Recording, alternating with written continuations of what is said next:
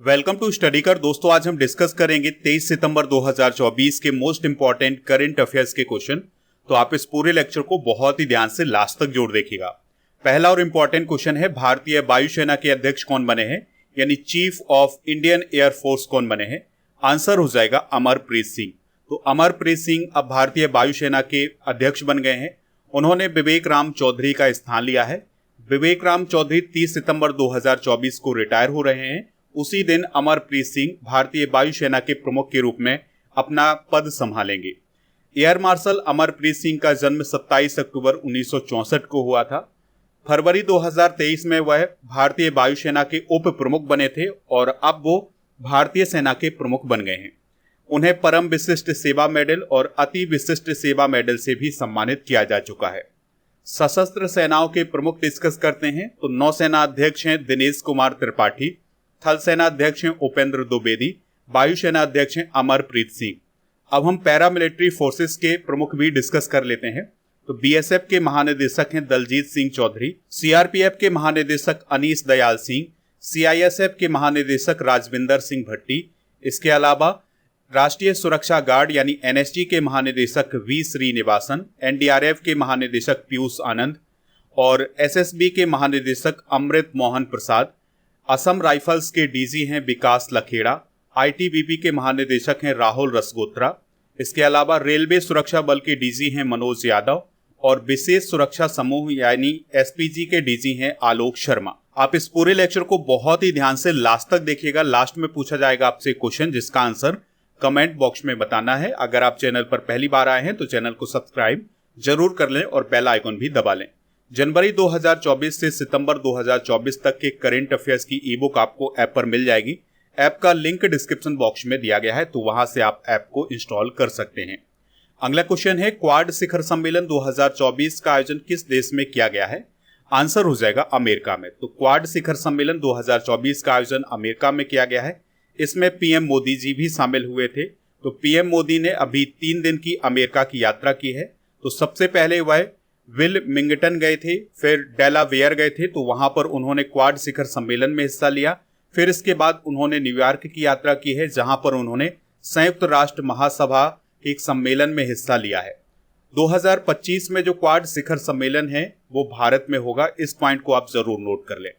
Quad क्या है इसको समझ लेते हैं। तो क्वाड 4 देशों का एक समूह है जिसमें अमेरिका, ऑस्ट्रेलिया, इंडिया और जापान शामिल हैं। इसको क्वाड्रिलैटरल सिक्योरिटी डायलॉग के नाम से जाना जाता है। क्वाड का सबसे पहले विचार आया था किसके माइंड में, जापान के प्रधानमंत्री शिंजो आबे के। तो 2007 में क्वाड की स्थापना की गई थी और फिर इसके बाद लगभग क्वाड समाप्ति हो गया था। 2017 में इसकी पुनः स्थापना की गई थी और इसका प्रमुख उद्देश्य है चीन के वर्चस्व को कम करना और समुद्री व्यापार को बढ़ावा देना। यहाँ पर दोस्तों आप देख सकते हैं, ये है इंडिया, ये है ऑस्ट्रेलिया, ये है अमेरिका और ये है जापान और यहाँ पर है प्रशांत महासागर। तो प्रशांत महासागर में चीन का प्रभाव अधिक है, तो चीन के प्रभाव को कम करने के लिए ही क्वाड का गठन किया गया था। 2024 के प्रमुख सम्मेलन डिस्कस कर लेते हैं।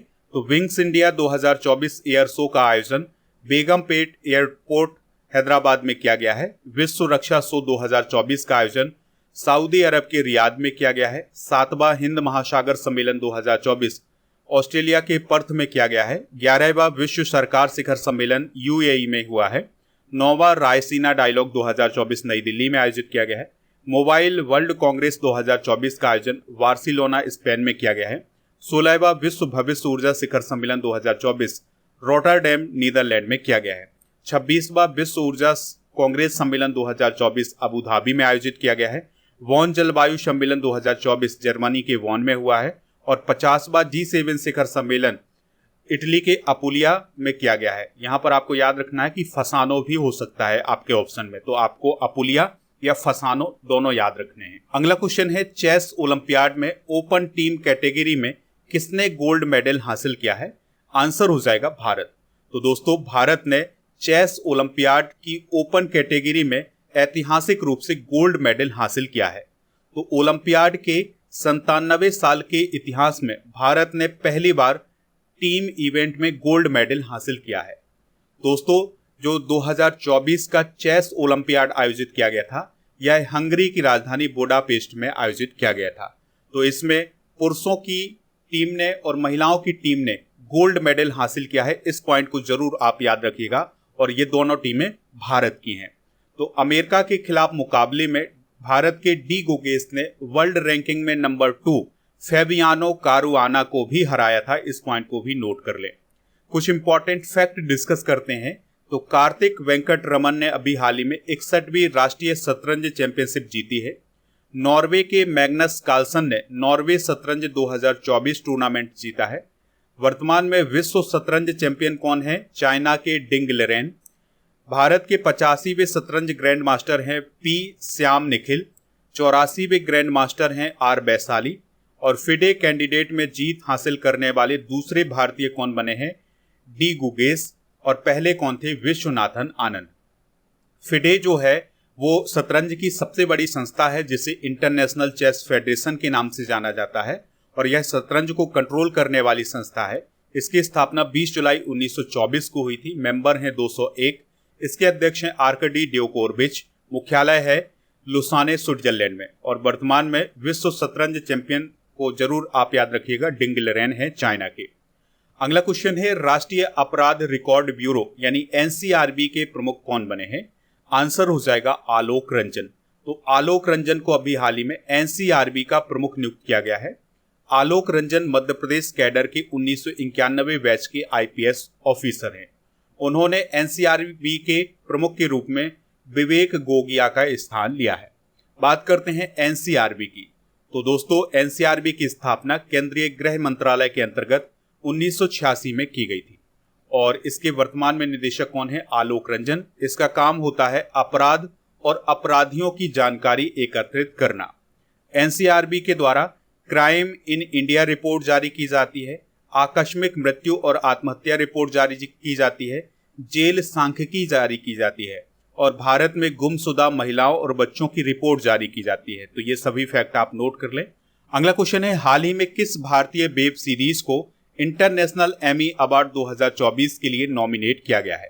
आंसर हो जाएगा द नाइट मैनेजर को। अब आपके माइंड में एक सवाल होगा कि अभी आपने बताया था कि एमी अवार्ड्स दिए जा चुके हैं, लेकिन यहां पर आप ध्यान दीजिएगा, ये कौन से अवार्ड हैं? International Emmy award. Emmy award कई कैटेगरी में दिए जाते हैं, तो उनमें से एक कैटेगरी होती है इंटरनेशनल एमी अवार्ड की। तो अब नवंबर 2024 में इंटरनेशनल एमी अवार्ड प्रदान किए जाएंगे, तो उसी के लिए web series the night manager को नॉमिनेट किया गया है। अब ये सीरीज दुनिया के कई देशों की कहानियों के साथ कंपटीशन करेगी, और नवंबर 2024 में विजेता का ऐलान किया जाएगा। दोस्तों, जो द नाइट मैनेजर नाम की वेब सीरीज है, इसमें अनिल कपूर और आदित्य कपूर जैसे एक्टर हैं। सबसे इंपॉर्टेंट बात यह भी है कि जो इंटरनेशनल एमी अवार्ड समारोह 2024 नवंबर में किया जाएगा, उसको होस्ट कौन करेंगे? भारत के अभिनेता वीरदास। तो इस पॉइंट को भी आप नोट कर लें कि इंटरनेशनल एमी अवार्ड समारोह 2024 को होस्ट कौन करने वाले हैं? Vir Das. International Emmy award the international academy of television art and sciences के द्वारा प्रदान किए जाते हैं। यह टेलीविजन इंडस्ट्री में प्रदान किए जाते हैं, और इंटरनेशनल एमी अवार्ड पहली बार 1973 में प्रदान किए गए थे। कुछ इंपॉर्टेंट अवार्ड डिस्कस कर लेते हैं। तो ऑस्कर अवार्ड 2024 में बेस्ट फिल्म ओपेनहाइमर रही है। बेस्ट एक्टर थे सिलियन मर्फी। कांस फिल्म पुरस्कार 2024 में बेस्ट फिल्म रही है अनोरा, और बेस्ट एक्टर रहे हैं जेसी पलेमंस, और बेस्ट एक्ट्रेस रही हैं अनसुईया सेनगुप्ता। ग्रैमी पुरस्कार 2024 में एल्बम ऑफ द ईयर का अवार्ड दिया गया था मिडनाइट को। 69वें फिल्म फेयर पुरस्कार 2024 में बेस्ट फिल्म 12th फेल रही है, और बेस्ट एक्टर रणबीर कपूर रहे हैं। गोल्डन ग्लोब पुरस्कार 2024 में बेस्ट फिल्म रही है ओपेनहाइमर। अगला क्वेश्चन है, केंद्र सरकार ने हाल ही में कितने हाई कोर्ट के चीफ जस्टिस की नियुक्ति की अधिसूचना जारी की है? आंसर हो जाएगा 8 हाई कोर्ट। तो अभी हाल ही में 8 हाई कोर्ट के चीफ जस्टिस की नियुक्ति की गई है। इसके लिए अधिसूचना जारी की है केंद्र सरकार ने, और ये जानकारी दी है केंद्रीय कानून मंत्री अर्जुन राम मेघवाल ने। तो इसमें दिल्ली, झारखंड, हिमाचल प्रदेश, जम्मू कश्मीर और लद्दाख, मध्य प्रदेश, केरल, मेघालय और मद्रास हाईकोर्ट की चीफ जस्टिस की नियुक्ति की गई है। देख लेते हैं कि किसकी कहां पर नियुक्ति की गई है। तो justice Manmohan Delhi high court के चीफ जस्टिस बने हैं। Justice Rajiv सकदर Himachal Pradesh high court के चीफ जस्टिस बने हैं। जस्टिस सुरेश कुमार कैत मध्य प्रदेश हाई कोर्ट के चीफ जस्टिस बने हैं। जस्टिस इंद्र प्रसन्न मुखर्जी मेघालय हाई कोर्ट के चीफ जस्टिस बने हैं। Justice Nitin Madhukar Jamdar Kerala high court के चीफ जस्टिस बने हैं। जस्टिस तासी रबस्तान जम्मू कश्मीर और लद्दाख हाई कोर्ट के चीफ जस्टिस बने हैं। Justice KR Shriram Madras high court के चीफ जस्टिस बने हैं। और justice MS Ramchandra Rao Jharkhand high court के चीफ जस्टिस बने हैं। हाई कोर्ट के बारे में कुछ बेसिक जानकारी डिस्कस कर लेते हैं। तो हाई कोर्ट किसी भी स्टेट में सर्वोच्च न्यायालय के रूप में काम करता है, यानी कि स्टेट का जो सबसे बड़ा न्यायालय होता है वो हाई कोर्ट होता है। वर्तमान में 25 हाई कोर्ट हैं देश में और भारतीय संविधान के अनुच्छेद 214 से 231 तक हाई कोर्ट का वर्णन किया गया है। उच्च न्यायालयों के मुख्य न्यायाधीश और न्यायाधीशों की नियुक्ति भारतीय संविधान के अनुच्छेद 217 के खंड 1 के द्वारा की जाती है। उच्च न्यायालय के न्यायाधीशों की नियुक्ति राष्ट्रपति के द्वारा की जाती है और उच्च न्यायालय के चीफ जस्टिस को शपथ उस राज्य के राज्यपाल दिलाते हैं। अगला क्वेश्चन है, नदी उत्सव 2024 का आयोजन कहाँ किया गया है? आंसर हो जाएगा नई दिल्ली में। तो नई दिल्ली में जो इंदिरा गांधी राष्ट्रीय कला केंद्र है वहां पर 19 से 21 सितंबर 2024 तक नदी उत्सव 2024 का आयोजन किया गया है। इसका उद्देश्य है भारत की नदियों के महत्व का जश्न मनाना और यह नदी उत्सव का 5वां संस्करण है। 2024 की थीम है reverse in reverse making of lifeline. नदी उत्सव की शुरुआत 2018 से की गई थी, इस पॉइंट को भी आप नोट कर लें। यहां पर बात हुई थी इंदिरा गांधी राष्ट्रीय कला केंद्र की, तो इसकी स्थापना 1987 में की गई थी और यह संस्कृति मंत्रालय के तहत एक स्वायत्त संस्थान के रूप में काम करता है और यह कला के क्षेत्र में अनुसंधान और प्रसार केंद्र के रूप में भी काम करता है। अगला क्वेश्चन है, पुलिकली नृत्य किस राज्य से संबंधित है जिसका हाल ही में त्रिशूर में आयोजन किया गया है? आंसर हो जाएगा केरल। तो केरल राज्य की जो सांस्कृतिक राजधानी है त्रिशूर, वहां पर पुलिकली नृत्य का आयोजन अभी हाल ही में किया गया है और यह जो पुलिकली नृत्य है यह केरल का एक पारंपरिक लोक नृत्य है। इसे बाघ नृत्य के नाम से भी जाना जाता है और इस नृत्य का आयोजन ओणम के बाद किया जाता है, यानी जब ओणम समाप्त हो जाता है उसके बाद इसका आयोजन किया जाता है।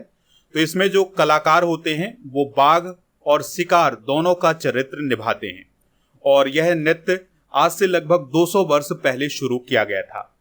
राज्य एवं उनके प्रमुख लोक नृत्य डिस्कस कर लेते हैं। तो मध्य प्रदेश का प्रमुख लोक नृत्य है मटकी और राई, असम का बिहू, उत्तर प्रदेश का नौटंकी, गुजरात का गरबा, कर्नाटक का यक्षगान, पंजाब का भांगड़ा और गिद्धा, राजस्थान का कालबेलिया और घूमर, महाराष्ट्र का तमाशा लावड़ी, उत्तराखंड का कजरी छौलिया, जम्मू कश्मीर का कूंद दंडी नाच और रऊफ, हिमाचल प्रदेश का छपेली दांगी थाली, बिहार का छऊ विदेशिया जाट जतिन, केरल का कथकली मोहिनीअट्टम, नागालैंड का लीम छोंग, पश्चिम बंगाल का जात्रा ढाली और छाऊ, गोवा का मंदी और ढकनी, आंध्र प्रदेश का कुचिपुड़ी, झारखंड का विदेशिया और छऊ और ओडिशा का ओडिसी और घुमरा, छत्तीसगढ़ का पंथी नृत्य। तो ये सभी लोक नृत्य आप जरूर नोट कर लें। अगला क्वेश्चन है, राज्य खाद्य सुरक्षा सूचकांक 2024 में पहला स्थान किसने हासिल किया है? आंसर हो जाएगा केरल ने। तो दोस्तों, केरल ने लगातार दूसरी बार राज्य खाद्य सुरक्षा सूचकांक में पहला स्थान हासिल किया है। इस सूचकांक को food safety and standard authority of India यानी FSSAI के द्वारा जारी किया गया है और यह सूचकांक पहली बार 2018-19 में शुरू किया गया था। तो इस सूचकांक का प्रमुख उद्देश्य ये है कि देश में खाद्य सुरक्षा इकोसिस्टम में सकारात्मक बदलाव लाया जाए। आपको याद रखना है कि खाद्य सुरक्षा सूचकांक 2024 में बड़े राज्यों में केरल पहले, तमिलनाडु दूसरे, जम्मू कश्मीर तीसरे स्थान पर रहा है, गुजरात चौथे और नागालैंड 5वें स्थान पर रहा है। बात करते हैं FSSAI की, तो इसकी स्थापना 5 सितंबर 2008 को हुई थी। इसके वर्तमान में CEO हैं जी कमलावर्धन राव, मुख्यालय इसका नई दिल्ली में है और यह खाद्य सुरक्षा के पर्यवेक्षण के माध्यम से सार्वजनिक स्वास्थ्य की रक्षा के लिए जिम्मेदार है, यानी कि फूड स्टैंडर्ड तय करना किसका काम होता है? FSSAI का। चलिए कुछ रिपोर्ट और सूचकांक डिस्कस कर लेते हैं। तो विश्व प्रेस स्वतंत्रता सूचकांक 2024 को रिपोर्टर्स विदाउट बॉर्डर्स के द्वारा जारी किया गया था, जो कि फ्रांस की संस्था है। इसमें 180 देशों को शामिल किया गया था, नॉर्वे पहले और भारत 159वें स्थान पर रहा है। विश्व खुशहाली रिपोर्ट 2024 को सतत विकास समाधान नेटवर्क ने जारी किया था। इसमें 143 देश शामिल हुए थे। फिनलैंड पहले स्थान पर रहा है और इंडिया 126वें स्थान पर रहा है। अंतर्राष्ट्रीय बौद्धिक संपदा सूचकांक 2024 को ग्लोबल इनोवेशन पॉलिसी सेंटर के द्वारा जारी किया गया था। इसमें 55 देश शामिल हुए थे। अमेरिका पहले और भारत 42वें स्थान पर रहा है। हेनले पासपोर्ट इंडेक्स 2024 जो कि जुलाई 2024 में जारी किया गया था, तो इसको हेनले एंड पार्टनर्स के द्वारा जारी किया गया था। इसमें 195 देश शामिल हुए थे। तो इसमें सिंगापुर पहले और भारत 82वें स्थान पर रहा है। वैश्विक ऊर्जा संक्रमण सूचकांक 2024 को विश्व आर्थिक मंच के द्वारा जारी किया गया था।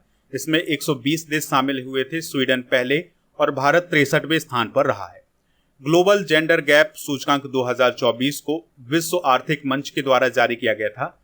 इसमें 146 देश शामिल हुए थे। आइसलैंड पहले और इंडिया 129वें स्थान पर रहा है।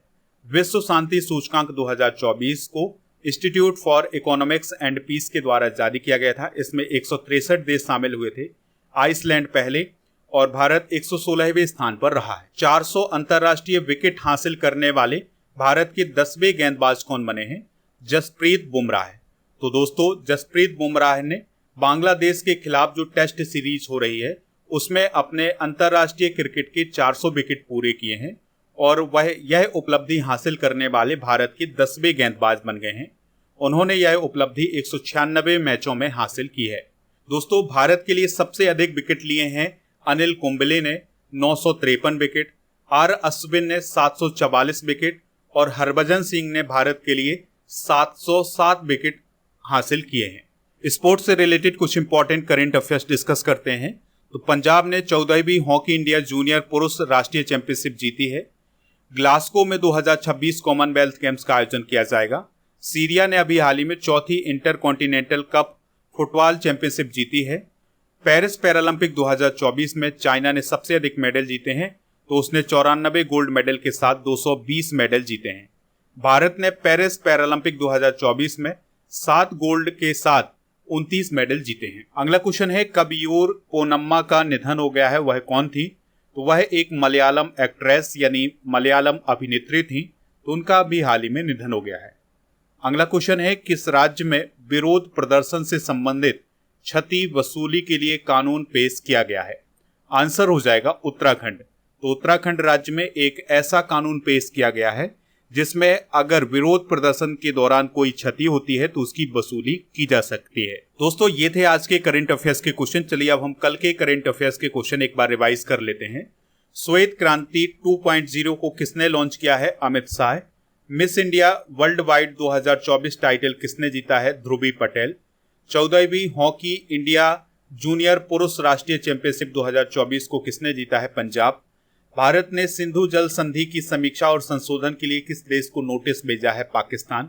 हाल ही में कौन सा देश कुष्ठ रोग से मुक्त होने वाला पहला देश बन गया है? जॉर्डन। हाल ही में किस संस्था ने विश्व कप में पुरुष और महिला क्रिकेट टीमों के लिए समान पुरस्कार राशि की घोषणा की है? आईसीसी। भारत ने किस देश की सीमा पर बाड़ लगाने के लिए 31,000 करोड़ रुपए की मंजूरी दी है? म्यांमार। विश्व अल्जाइमर दिवस कब मनाया जाता है? 21 सितंबर को। उत्तर प्रदेश सरकार ने राज्य में कितनी हाईटेक नर्सरी स्थापित करने की घोषणा की है? 73। सुरेश कुमार कैथ किस हाईकोर्ट के चीफ जस्टिस बने हैं? मध्य प्रदेश। अमेरिकी रेटिंग एजेंसी S&P ग्लोबल की एक रिपोर्ट के अनुसार भारत किस वर्ष तक दुनिया की तीसरी सबसे बड़ी अर्थव्यवस्था बन सकता है? 2030-31।